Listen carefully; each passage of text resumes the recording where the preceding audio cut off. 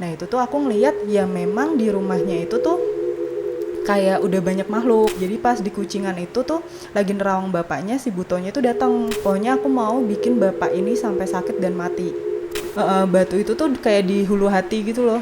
Nah itu tuh aku ngeliat kakinya tuh kayak diikat sama rotan, akar rotan gitu loh. Di Ambarawa itu tuh ada namanya baru kelinting.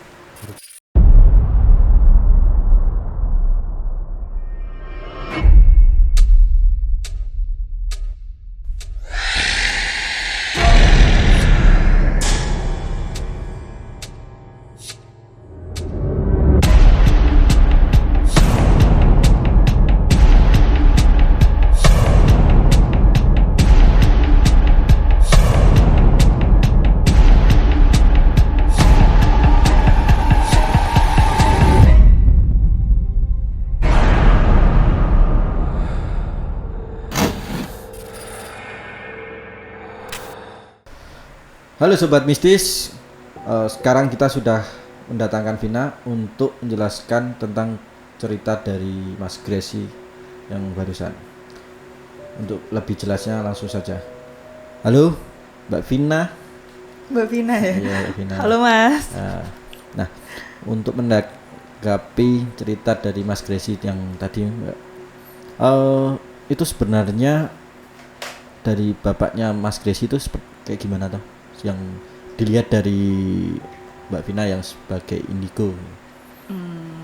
Aku ceritain dari awal dulu ya Mas. Iya. Istilahnya semua yang mengarah ke aku sendiri dalam arti minta tolong atau minta dibantu nyembuhin, itu tuh kayak jodoh-jodohan sih Mas. Dalam arti aku nggak mencari, tapi ada jalannya sendiri ke arahku gitu kan. Jadi aku kenal Gracie itu bisa dibilang dari temenku yang di Karangpanas gereja gitu. Nah itu tuh awalnya memang si Aan ini cerita lewat WA, Mbak temenku tuh ada yang bapaknya sakit kayak gini-gini, wajar gak sih gitu kan. Cuman aku tuh kayak gak menanggapi secara serius awalnya. Cuman aku bilang ya dicoba toh ketemu dulu atau kirim foto atau aku ke rumahnya, aku bilang kayak gitu kan. Nah tapi kayak istilahnya tuh ada 3 minggu setelah Aan cerita tuh kayak ya udah hilang aja, kayak nggak ada kabar dan segala macam. Nah aku pikir ya udah berarti kan belum jodohnya buat ketemu aku sama Gracie gitu kan.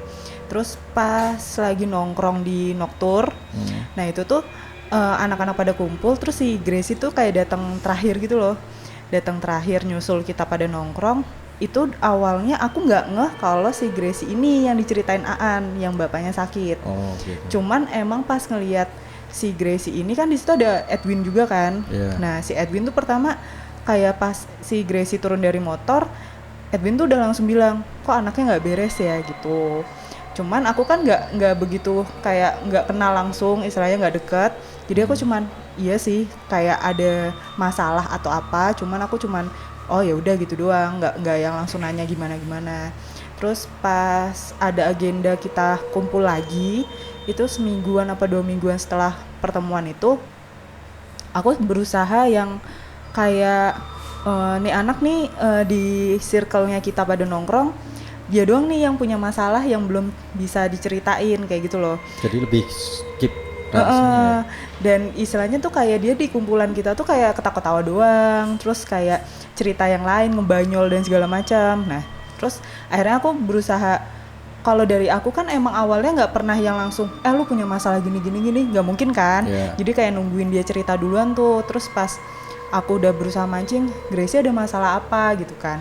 Nah terus akhirnya di situ kita waktu itu di Kucingan daerah Ungaran cerita, istilahnya bapakku sakit nih Mbak. Terus awalnya sih kayak istilahnya positive thinking, yang namanya sakit normal larinya ke medis kan.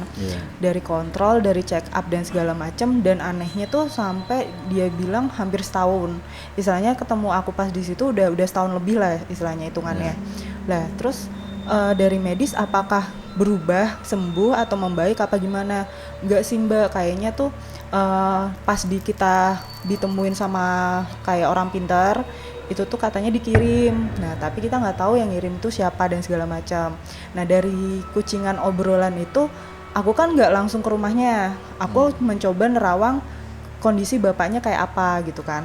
Cuman nanya nama lengkapnya bapaknya, tanggal lahirnya, terus minta ancer-ancer rumahnya di mana. Jadi dari unggaran itu aku dikasih ancer-ancer buat ngarah ke rumahnya si Gracie. Nah di situ aku ngelihat kondisi bapaknya secara penerawangan karena belum ke rumahnya kan, belum ketemu juga. Nah itu tuh aku ngelihat ya memang di rumahnya itu tuh kayak udah banyak makhluk. Kayak istilahnya tuh apa yang dikirim itu nggak cuma sekali gitu loh. Dan anehnya tuh kayak aku pas ke rumahnya secara penerawangan, si Buto dalam arti jin yang istilahnya emang disuruh sama si dukun itu langsung kayak ngampirin aku di Kucingan. Jadi pas di Kucingan itu tuh lagi nerawang bapaknya, si Butonya itu datang nyamperin aku. Dia cuma nanya, kamu ngapain ngelihat istilahnya bapak ini. Terus aku cuman bilang, ya kamu ngapain nganuin bapak ini kan kayak gitu tuh. Terus si Butonya itu cuman bilang aku disuruh. Nah yang bikin aku bukannya gimana ya, yang bikin aku gregetan respect pingin cepet ngobatin gara-gara Butonya ini tuh bilang, pokoknya aku mau bikin bapak ini sampai sakit dan mati. Pokoknya ya, dia disuruh itu biarin bapaknya itu pelan-pelan sakit terus dibikin mati sama si Buto ini. Terus aku bilang, loh emang salahnya bapak ini apa? Kan pasti kalau orang sakit hati ngedukun dan segala macam ada salahnya dong. Nah ternyata masalahnya tuh cuma sepele. Jadi istilahnya tuh si orang ini yang nyuruh ke dukunnya buat mati itu kayak nggak punya masalah besar gitu loh. Cuman ya udah aku sakit hati sama orang ini, tolong dibikin orang ini tuh sengsara dan kalau bisa sampai mati. Kayak gitu doang. Tapi sama dukun ini kebetulan memang mungkin apa ya, kayak aku sih pas nerawang si Butonya juga kan sempet dukunnya juga datang tuh. Aku dikasih lihat sama dukunnya. Dukunnya itu orang Temanggung. Terus dukunnya itu tuh bentuknya pun kan kalau keluarganya Gracie kan Katolik. Nah dia tuh dukunnya itu di Temanggung itu kayak dan bisa dibilang tuh pasien yang istilahnya orang yang nyuruh bapaknya Gracie buat disantet itu tuh kayak orangnya itu tuh ini. Nah jadi tuh bisa dibilang kayak yaudah aku kalau nggak suka sama siapapun istilahnya kayak seri atau gimana ya aku tinggal bilang ini ntar itu kayak ngerjain gitu loh. Dan itu ngirimnya lewat kayak setan kayak Buto itu sendiri. Terus kayak benda-benda yang istilahnya entah bentuknya santet apa gimana tapi dalam bentuk si dukun ini kayak gitu, kayak pengajian kayak gitu. Nah terus pas aku bilang kenapa sampai benar-benar harus dibikin mati, istilahnya kalau emang nggak punya salah yang parah apa yang gimana sampai besar kenapa harus dibikin mati. Nah namanya jin yang digituin kan pasti ketawa kan istilahnya, cuman ketawa. Terus dia bilang ya aku pokoknya disuruhnya kayak gitu, bikin bapaknya ini sakit pelan-pelan terus mati. Terus aku bilang di situ sama Gracie, ayo cepetan diagendain, biarin kita istilahnya kayak aku sama bapaknya tuh ketemu langsung ke rumahnya. Istilahnya takutnya kalau misalnya nggak ketolong kan minimal aku mencegah yang namanya kiriman dari luar itu tadi. Istilahnya kalau emang takdir Tuhan kan nggak ada yang tahu kan, dari Gusti kudu gimana caranya. Cuman seenggaknya aku udah dikasih lihat kayak gini, bolehlah aku bantu sebisaku semampuku kayak gitu sih.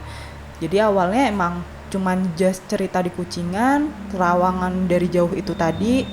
Terus baru kita 2 minggu apa seminggu setelah kumpul itu aku ke rumahnya Gracie kayak gitu. Setelah 2 minggu ya? Baru istilahnya kayak aku juga longgar, terus si Gracie-nya juga longgar juga, baru bisa setelah 2 mingguan itulah baru ke rumahnya Gracie itu. Nah di awal dari rumahnya Gracie itu kan kebetulan kita rame-rame, dalam arti aku nggak tahu rumahnya Gracie kan, dan bareng sama anak-anak juga yang biasanya kumpul. Itu malam kita kesananya tuh sekitar jam 9-an lah, setengah 9. Soalnya kan dari Semarang ke Ambarawa kan lumayan kan.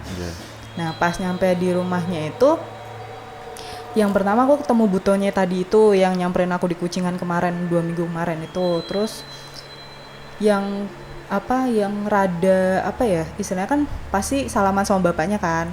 Salaman sama bapaknya tuh aku ngelihat kayak batu gitu, batu itu tuh kayak di hulu hati gitu loh.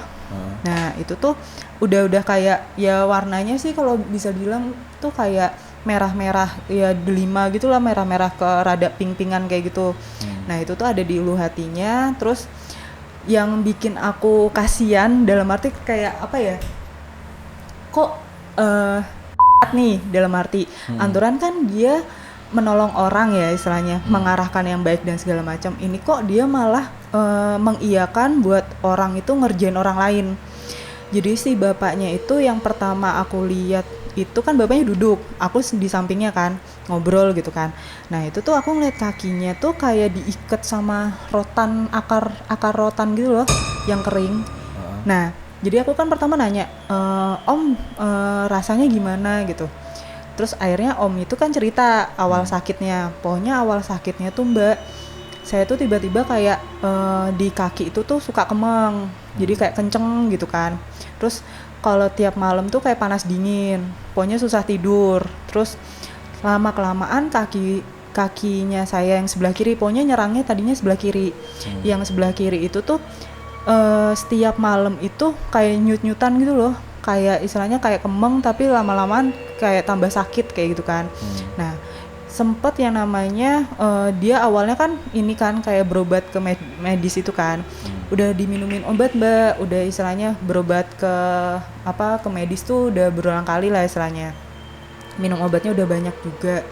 Terus si bapaknya ngerasa tambah kayak parah sampai yang kaki jari tengah yang sebelah kiri itu sampai istilahnya kering dan putus sendiri. Ini putus sendiri Mbak, jadi nggak ada yang kayak sistem amputasi atau gimana, tapi memang kayak sarafnya itu darah buat ngalir ke jari-jari sebelah kiri itu tuh kayak berhenti. Terus si jari tengah ini tuh putus sendiri. Nah terus aku bilang secara ronsen itu tuh kayak gimana sih sarafnya, aku bilang gitu kan. Terus kata si bapaknya, ya ini bilangnya penyumbatan saraf. Nah cuman yang secara kelebihanku ya, secara mataku ngelihat itu ya kakinya dia itu di bawah betis lah, di bawah betis itu dia tuh kayak diikat rotan itu tadi. Jadi mungkin itu yang bikin si darah itu nggak ngalir gitu loh. Makanya di medis kelihatannya penyumbatan darah kayak gitu kan. Sedangkan kalau misalnya secara, ya aku nggak tahu sih secara medis gimana, cuman aku nanyanya, loh kalau penyumbatan saraf tuh bukannya ada sesuatu yang nyumbat atau lemak kayak atau benda apa gitu kan. Nah kata bapaknya ya di ronsen nggak ada apa-apa sih Mbak, cuman si dokternya bilangnya ya itu penyumbatan saraf tadi gitu kan. Terus aku pokoknya sebelum aku ke rumahnya, Gracie tuh nanya mau disiapin apa aja.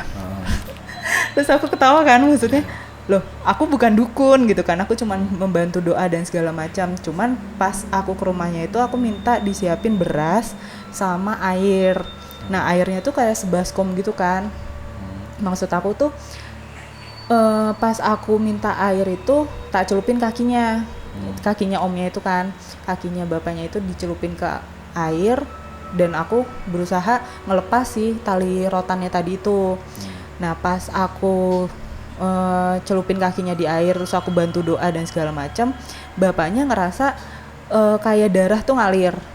Jadi kayak si tali itu lama-lama hilang kan, lama-lama lepas, karena memang fungsinya aku minta air sebaskom ngerendam kakinya itu biarin si tali ini hilang dulu gitu kan.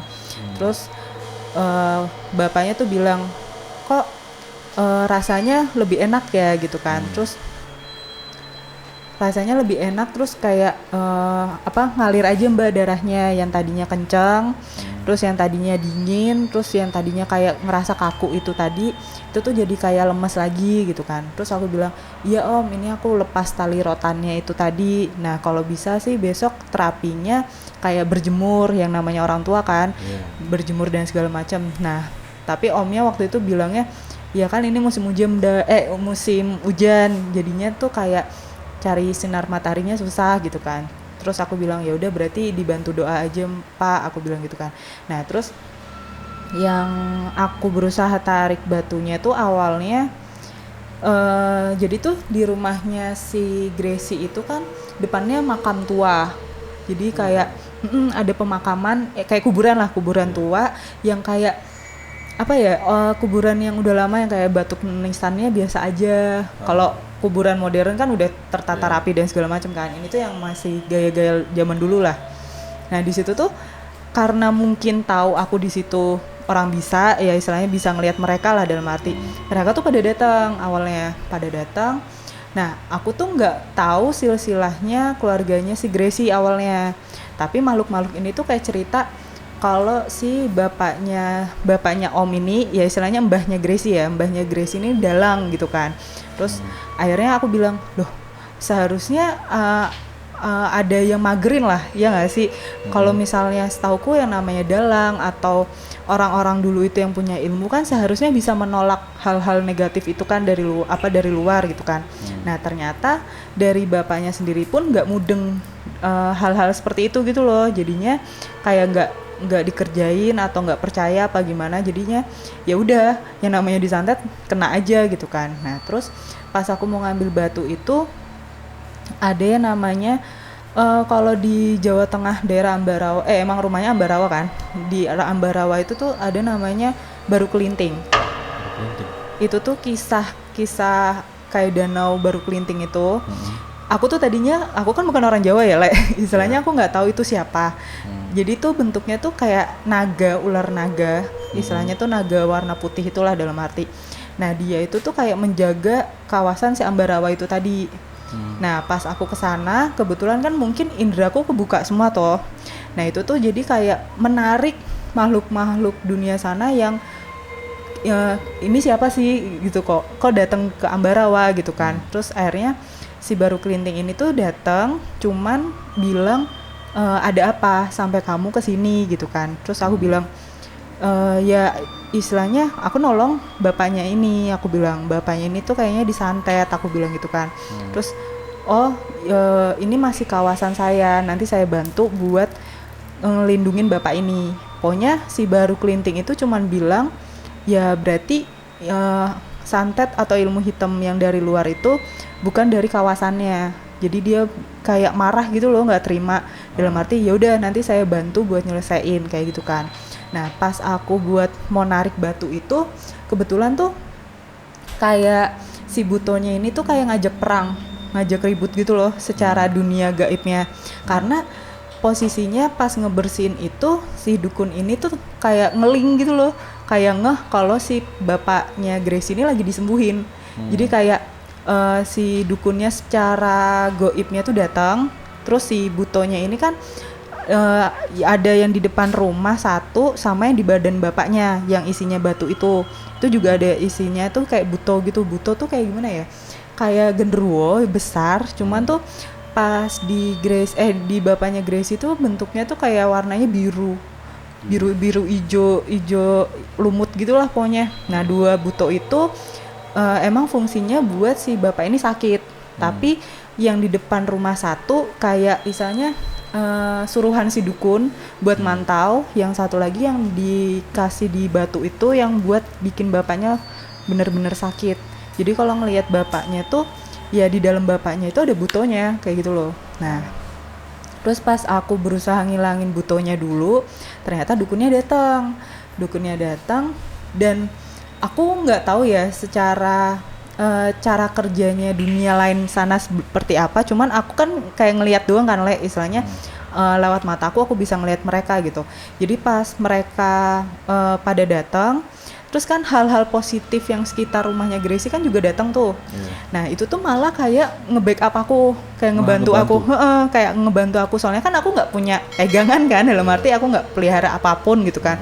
Nah tiba-tiba tuh mereka pada datang, terus dari si mbahnya Gracie sendiri itu tuh ternyata punya sejenis burung. Nah burung ini tuh ada istilahnya ada bentuk fisik pegangannya kayak apa sih, cakar kakinya dia. Nah itu tuh dulu fungsinya di mbahnya Gracie tuh kayak buat ngelindungin badan.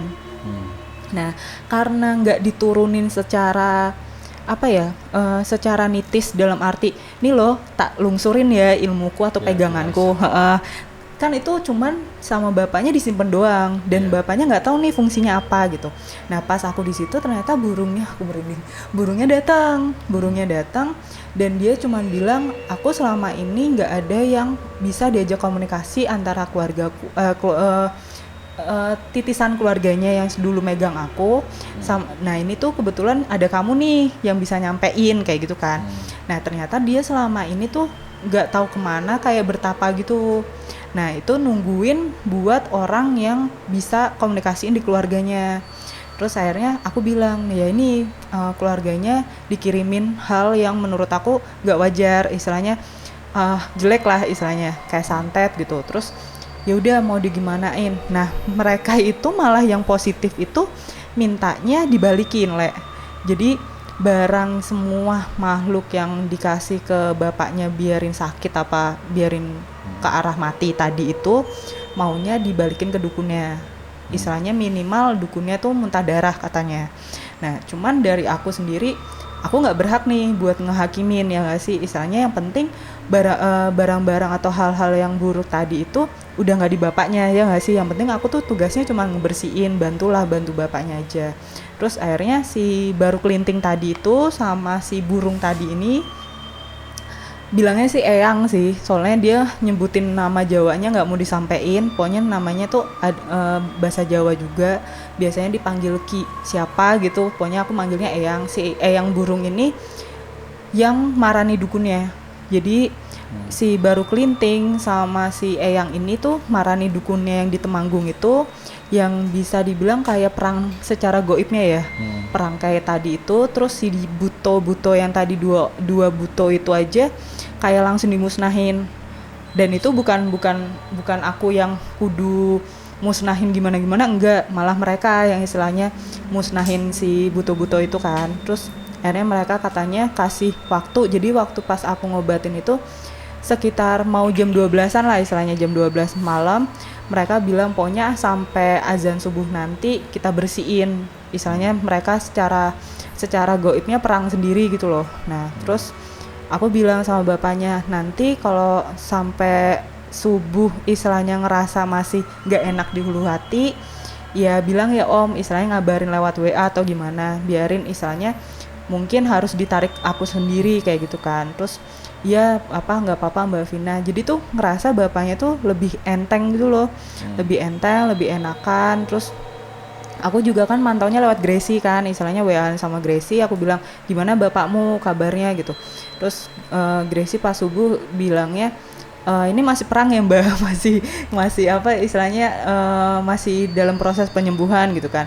Terus aku bilang ya setauku bilangnya sampai azan subuh, aku bilang, tapi sesudah itu mungkin bapak lebih enakan bisa tidur dan segala macam. Terus akhirnya besoknya malam kan biasanya dia nggak bisa tidur tuh. Nah bapaknya tuh udah mulai bisa tidur, udah mau makan banyak dan segala macam, bener-bener ngerasa udah kayak kembali normal dan segala macam kayak gitu. Cuman memang pas pengobatan secara langsung sama aku cuma doain doang sih ya positifnya tuh kayak aku di sana malah dibantu hal-hal positif sekitar situ, yang istilahnya aku nggak tahu mereka siapa.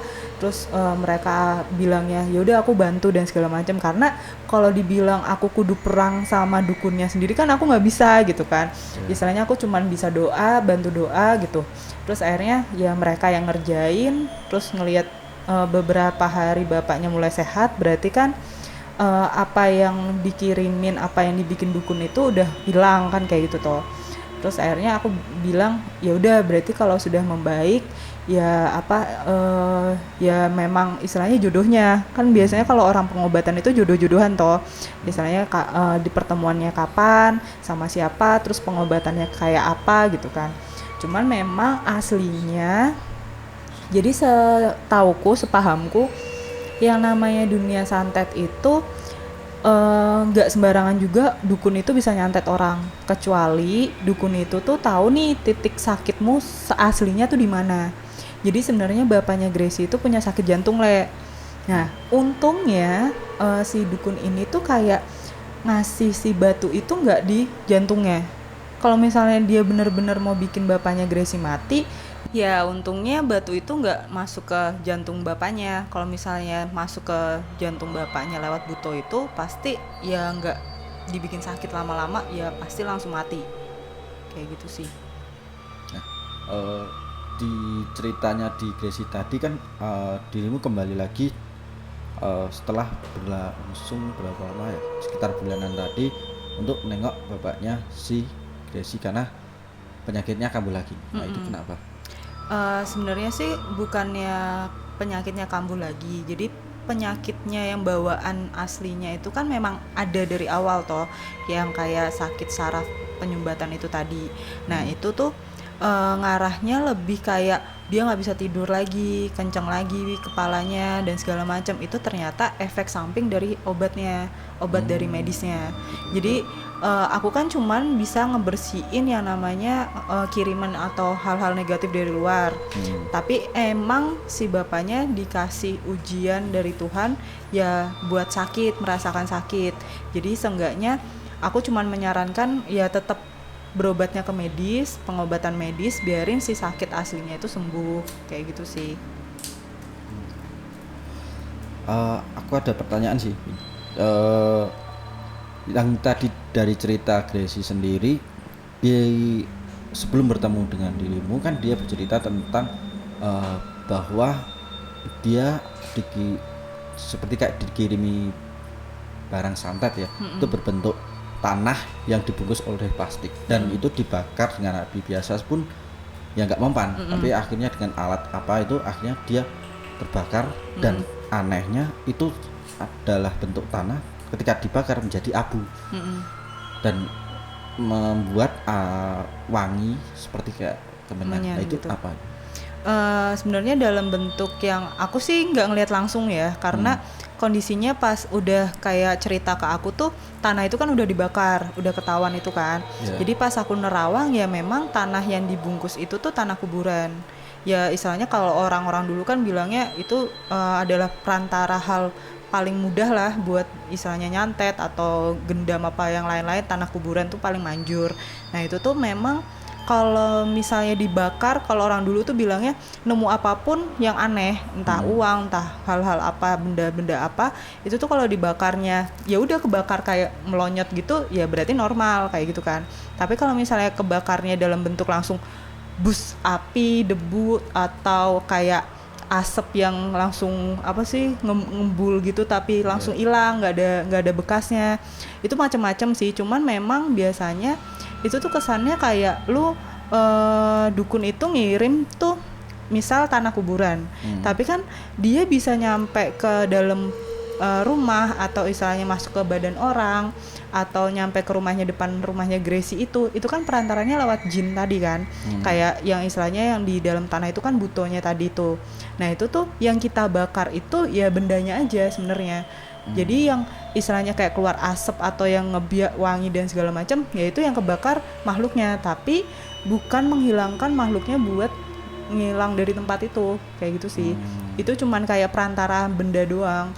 Biarin si makhluk itu bisa nyampe rumahnya Gracie atau nyampe ke rumah bapaknya, kayak gitu sih. Nah, dari ceritamu tadi kan ada yang keluarganya ya dari eyang ya, itu ya kan menjadi profesi sebagai dalang.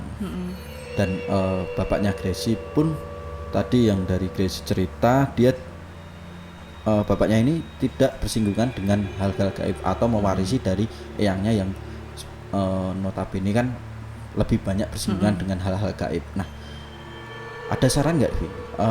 Biar kita yang orang biasa yang tidak bersinggungan dengan hal tersebut atau bisa dibilang Terhindar gitu ya terhindar. Nah itu ada saran nggak? Kalau saran sih sebenarnya normal sih ya, kita harus berdoa, istilahnya kita harus dekat sama Tuhan sendiri.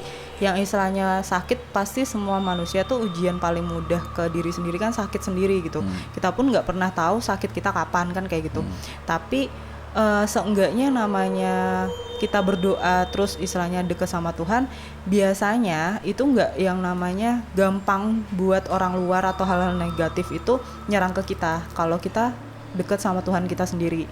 Nah mungkin kenapa bapaknya Gracie itu bisa kena atau orang lain bisa kena santet, itu tuh kayak kita mungkin lupa beribadah, berdoa, atau kurang kenceng, atau kita lagi lengah apa gimana. Dan mungkin juga hal yang paling kita lihat tuh mungkin memang dia lagi sakit dan ditembak dengan hal kayak gitu kan tambah lemah gitu kan, tambah sakit. Nah itu mungkin kemungkinan kayak gitu. Tapi kalau misalnya buat menghindari sih sebenarnya mau dia keturunannya kayak apa, atau dia mau berilmu kayak apa, terus sampai dia nggak bisa kena santet apa gimana, itu kuasa Tuhan sih. Balik lagi ke ujiannya manusia sama Tuhan sendiri, dalam arti ya Tuhan bisa mengizinkan umatnya buat disantet, berarti kan itu suatu ujian buat umatnya sendiri. Kita bisa nggak, kita kuat nggak ngejalanin kalau misalnya kita disantet. Tapi kan tetap ada bantuan yang istilahnya yang dibilang hikmah dari ujian itu tuh, mau bentuk santet, mau bentuknya kayak apa, itu tuh sebuah ujian gitu kan. Gimana caranya ya manusia diingetin lagi nih buat beribadah, buat berdoa kayak gitu sih. Kembali lagi ke doa sih. Jadi kesimpulannya ya kita harus lebih mendekatkan diri pada Tuhan ya.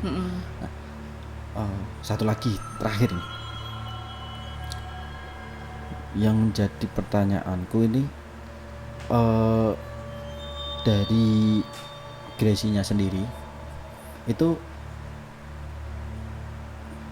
apakah bisa menjadi mungkin titisan atau warisan, atau mungkin yang dari yang burung tadi, dia melihat Gracie bisa menjadi apa tadi namanya, lebih biar komunikasi lagi, gitu ya, untuk sebenarnya sih dari komunikasi yang penerawangan di sana itu, si ilmu kan si pertama datang ke rumahnya juga ngelihat kayak foto-foto keluarga kayak gitu kan. Terus yang paling condong itu ngelihat lukisan foto mbahnya yang jadi dalang itu. Nah itu tuh katanya papahnya Gracie sendiri, kalau orang lihat foto itu tuh kayak matanya bergerak gitu loh. Nah itu tuh masih kayak ada isinya lah istilahnya. Nah memang yang namanya orang Jawa itu tuh kayak ilmu itu memilih gitu loh. Setiap turunan, nggak setiap semua turunan dia punya ilmu yang sama. Tapi memang si ilmu ini berhak memilih cocok-cocokan. Nah kebetulan pas si burung ini datang, si burung ini tuh kayak komunikasi. Jadi dari semua pegangan eyangnya itu dia bakal memilih Gracie, tapi nggak tahu ilmu yang mana yang seperti apa. Karena memang dari Gracie sendiri tuh kayak belum siap gitu loh. Karena dari Gracie sendiri tuh kayak ya dia nggak pernah belajar, dia nggak pernah kayak indranya buat diasah, atau istilahnya mata batinnya kebuka dan segala macam kan belum pernah, istilahnya belum setajam dan sesiap itu buat menerima yang namanya ilmu turunan. Nah makanya si burung itu cuman ya kayak ngasih wejangan orang tua ya, istilahnya tolong diayomin cucunya, cicitnya, biarin istilahnya dia siap ketika ilmu ini memang memilih Gracie kayak gitu. Jadi nyampein ke aku ya suruh dampingin aja kayak gitu sih. Ya semoga bapaknya dari Gracie semakin diangkat penyakitnya dan menjadi lebih sehat dan melakukan aktivitas Amin. yang seharusnya. Terima kasih Vin sudah datang mau kesini lagi. Sama-sama. Nanti kita jumpa lagi di sesi yang lain ya. Iya. Oke sobat bisnis, mungkin seperti itulah penjelasan dari Vina tentang pengalaman dari bapak dari Gracie sendiri. Nantikan cerita dan pengalaman mistis di sekitar kita hanya di YouTube channel Ngeri View Mistis. Obrolan ngeri berbau mistis.